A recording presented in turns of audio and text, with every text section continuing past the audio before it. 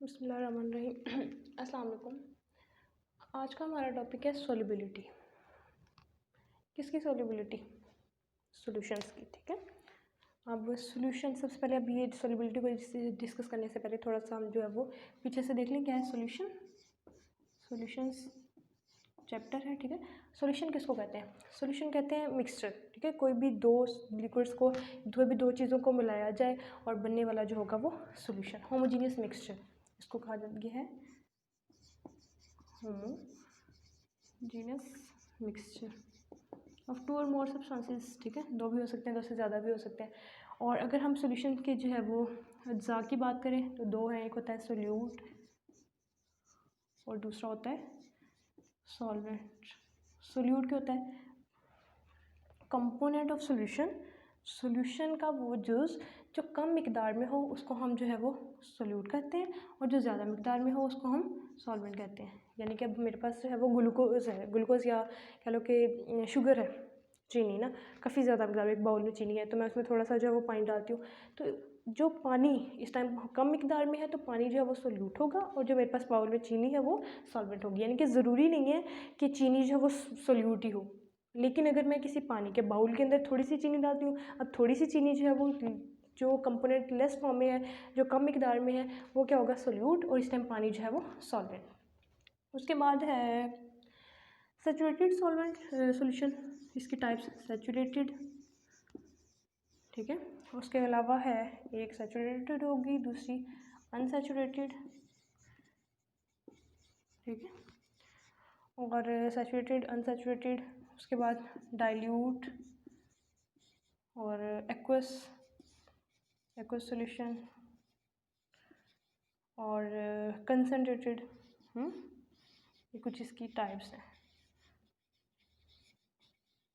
अब देखें, सैचुरेटेड किसी ख़ास टेम्परेचर पर, ज़रूरी नहीं है कि वो कोई ज़्यादा ही टेम्परेचर, अब ये रूम टेम्परेचर ही हो सकता है, किसी भी ख़ास टेम्परेचर पर जब किसी सोल्यूट की ज़्यादा से ज़्यादा मिकदार किसी सॉल्वेंट के अंदर हल हो जाए और मज़ीद हल ना हो तो उसको हम कहते हैं सैचुरेटेड सॉल्यूशन।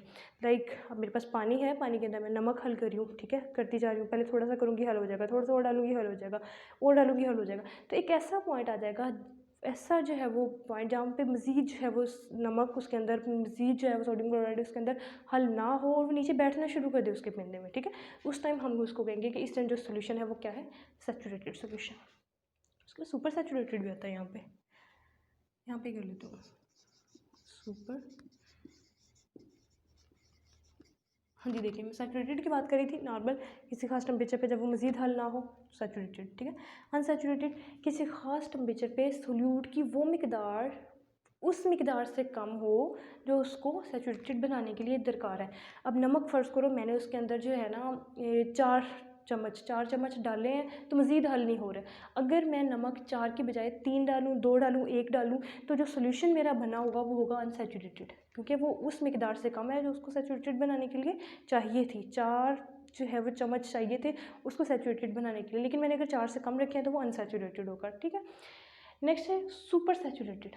फिर मैं क्या करूँगी, मैं चाहती हूँ कि नहीं भी मैंने तो और हल करना है इसके अंदर नमक, तो मैं इसको हीट करना शुरू कर दूँगी। मुझे पता है कि जब मैं हीट करती हूँ तो ज़्यादा नमक जो है वो हल हो जाता है, कि चीनी है फ़र्ज़ करो, चीनी है वो ज़्यादा हल हो जाती है ना, तो हीट करना शुरू किया, और डाली और डाली और डाली, तो तब भी जो जब ज़्यादा हल हो जाए सैचुरेटेड पॉइंट से, जब हम ऊपर ले जाते हैं उसको, तो उसमें भी एक ऐसा पॉइंट आता है कि फिर मज़ीद चीनी भी उसके अंदर हल नहीं होती, वो भी क्रिस्टलाइज होना शुरू हो जाती है, उसको हम कहेंगे सुपर सैचुरेटेड सोल्यूशन। हो गया। नेक्स्ट है डाइल्यूट सोल्यूशन। डाइल्यूट सोल्यूशन ऐसा सोल्यूशन जिसके अंदर सोल्यूट की मिकदार बहुत कम हो, सॉल्वेंट की ज़्यादा हो, बहुत कम चीनी हल्की है, तो डाइल्यूट सोल्यूशन है। एक्वा सोल्यूशन, जब भी हमने सॉल्वेंट को पानी जो है एज ए सॉल्वेंट इस्तेमाल करना है, पानी के अंदर किसी भी चीज़ की किसी का सोल्यूशन बनाना है, तो हम उसको कहते हैं एक्वा सोल्यूशन। उसके बाद है कंसनट्रेटेड सोल्यूशन। कंसनट्रेटेड सोल्यूशन का मतलब है कि अगर उसके अंदर यहाँ पे डाइल्यूट और कंसनट्रेटेड एक दूसरे के उल्ट हैं, इसमें सोल्यूट की मिकदार बहुत कम है, इसके अंदर सोल्यूट की मिकदार ज़्यादा है, सैचुरेटेड से कम है लेकिन ये यहाँ पे भी ज़्यादा है सोल्यूट की मिकदार, तो इसको हम कहेंगे कंसनट्रेटेड सोल्यूशन। ये सारी टर्म्स हैं इसके स्टार्ट में। उसके बाद क्या था सोल्यूशन से, हाँ, कंसंट्रेशन यूनिट्स थे, वो हमने पिछले लेक्चर में पढ़े हैं। Concentration units, percentage, mass by mass, और mass by volume, volume by mass and volume by volume percentage, ये हम पहले जो है वो लेक्चर में कर चुके हैं। आज हम पढ़ेंगे सोल्युबिलिटी। सोल्युबिलिटी क्या है? अमाउंट ऑफ सोल्यूट डिजॉल्व, ठीक है, इन 100 ग्राम ऑफ सोल्यूशन, किसी भी अमाउंट ऑफ सोल्यूट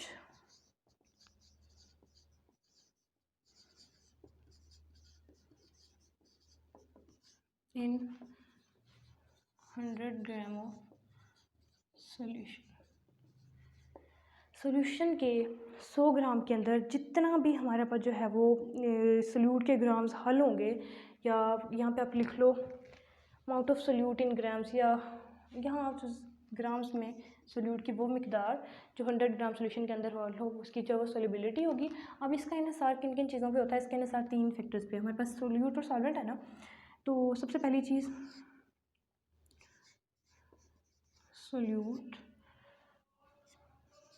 सोल्यूट की इंटरेक्शन,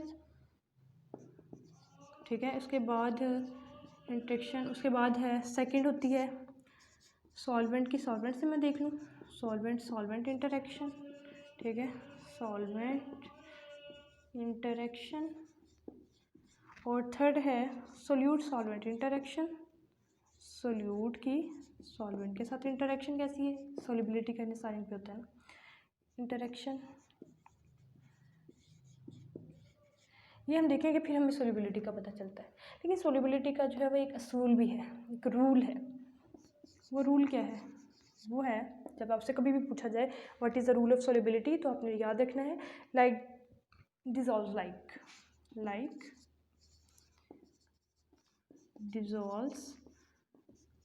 लाइक एक जैसे सोल्यूट एक जैसे सॉल्वेंट के अंदर हल होते हैं। यानी कि अगर पोलर है हमारे पास, पोलर सोल्यूट्स हैं, ठीक है, पोलर के अंदर ही हल होंगे, ठीक है। जैसे कि अब सोडियम क्लोराइड है, पानी पोलर है, ये दोनों आपस में हो सकते हैं ऐड, ठीक है। उसके बाद सेकंड जो नॉन पोलर हैं, वो नॉन पोलर के अंदर ही हल होंगे, नॉन पोलर के अंदर ही हल होते हैं। अब नॉन पोलर से मतलब क्या है? फ़र्ज़ करें आपके पास पेंट्स हैं, बेंजीन है, ठीक है, तो ये किसके अंदर हल होंगे? ये जो है वो नॉन पोलर, पेट्रोलियम हो गया, कार्बन टेट्राक्लोराइड हो गया, ठीक है। इस तरह के जो नॉन पोलर के अंदर, और पोलर जो हैं वो नॉन पोलर के अंदर हल नहीं होते। इसी तरह नॉन पोलर जो हैं वो पोलर के अंदर हल नहीं होते।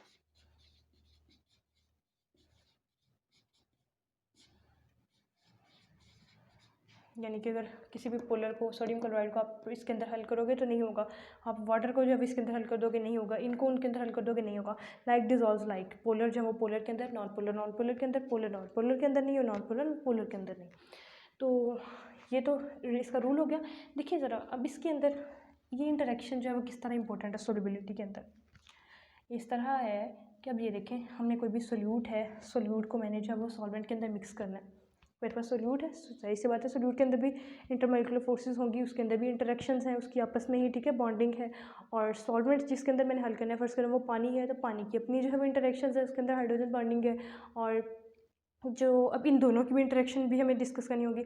सबसे पहले सोल्यूट, अब जिस चीज़ को मैंने उसके अंदर हल करना है ना, सोल्यूट जो है मेरा, उस सोल्यूट के अंदर इंटरेक्शंस देखनी है। अगर तो वो इंटरेक्शंस वीक होंगी, वो जो है अपने अंदर सॉल्वेंट के अंदर जो है वो सॉल्वेंट के अंदर जाने से अपने आप को अलग कर लेंगी इजीली, तो उतनी सोल्युबिलिटी ज़्यादा होगी, ठीक है। ज़ाहिर सी बात है ना, जितनी ये पहले ही भी, अब सोल्यूट को मैंने सॉल्वेंट के अंदर डाला है ना, तो जितनी इसकी ऑलरेडी इंटरेक्शन आपस में बहुत ज़्यादा हो, तो ये तो इसके अंदर हल नहीं हो सकती, थोड़ा सा इनको वीक होना पड़ेगा। तो जितनी ये ज़्यादा वीक होंगी, सोल्यूट और सोल्यूट की इंटरेक्शन जितनी कम होगी, उतना वो ज़्यादा सोल्यूबल होगा। इसी तरह सॉल्वेंट के अंदर है, सॉल्वेंट के साथ इंटरेक्शन। अब पानी है, पानी ने जगह देनी है उनको, जो आने वाला सोल्यूट है उसको अपने अंदर हल करना है। अपने अंदर हल करने के लिए थोड़ा सा अपने आप को जो है वो दूर करना पड़ेगा, अपने मॉलिक्यूल्स के अंदर उसको स्पेस देनी पड़ेगी, ताकि सोल्यूट के जो मॉलिक्यूल्स हैं वो उसके अंदर एडजस्ट कर सकें, उसके अंदर जो है वो सोल्यूबल हो सकें। ये भी जो है इसके लिए सॉल्वेंट और सॉल्वेंट की इंटरेक्शंस भी कम होनी चाहिए, ठीक है। तीसरी चीज़ है सोल्यूट और सॉल्वेंट। ये तो हमने इनकी अलग अलग देख ली ना, सोल्यूट के साथ, सॉल्वेंट के साथ। अब हमने देखना है इनकी आपस में इंटरेक्शन कैसी है। तो जाहिर सी बात है कि इनकी इंटरेक्शन जो है वो ज़रा स्ट्रॉन्ग होनी चाहिए। अगर ये भी वीक होगी तो फिर तो सोल्यूबिलिटी नहीं होगी ना, फिर तो सोल्यूबल इतना ज़्यादा नहीं होगा, नॉर्मल थोड़ा बहुत हो जाएगा लेकिन सही वाला नहीं। तो सोल्यूबिलिटी जो है वो ज़्यादा कैसे होगी, अगर सोल्यूट और सॉल्वेंट, ये जो है सोल्यूट भी कुछ स्पेस देगा सॉल्वेंट के अंदर हल होने के लिए, और सॉल्वेंट जो है वो भी स्पेस देगा सोल्यूट को अपने अंदर आने के लिए। फिर उनकी जब इंटरेक्शन अगर स्ट्रॉन्ग होगी तो सोल्यूबिलिटी ज़्यादा होगी, और अगर इनकी इंटरेक्शन वीक होगी तो सोल्यूबिलिटी कम होगी। अब इसकी एग्जांपल से हम एक एग्जांपल लेते हैं इसकी।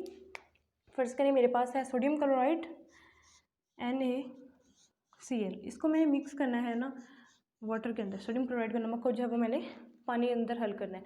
अब ये देखिए नमक है, इसकी इंटरेक्शन, ये जो है ज़रा आयनिक कंपाउंड है, आयंस में चेंज हो जाता है। किस आयंस में, सोडियम आयन में और क्लोराइड आयन में, ठीक है। इसी तरह अब जो ये जो वाटर मॉलिक्यूल है ये भी ज़रा आयनिक होता है। ये किस तरह आयनिक होता है, इसके पार्शियल पॉजिटिव और पार्शियल नेगेटिव, ठीक है, थोड़ा सा।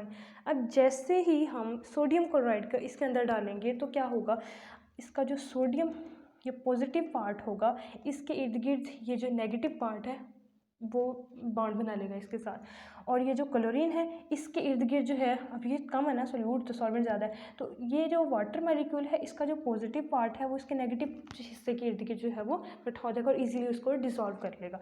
यानी कि इसकी सोल्युबिलिटी इस तरह होगी कि क्लोरीन आयन इसका यहाँ पे, ठीक है, और ये जो सोडियम है हमारा, ये सोडियम यहाँ पे भी इसके इर्द गिर्द,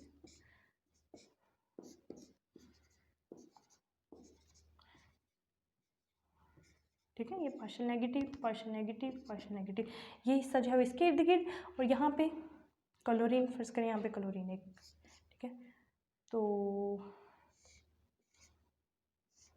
ठीक है।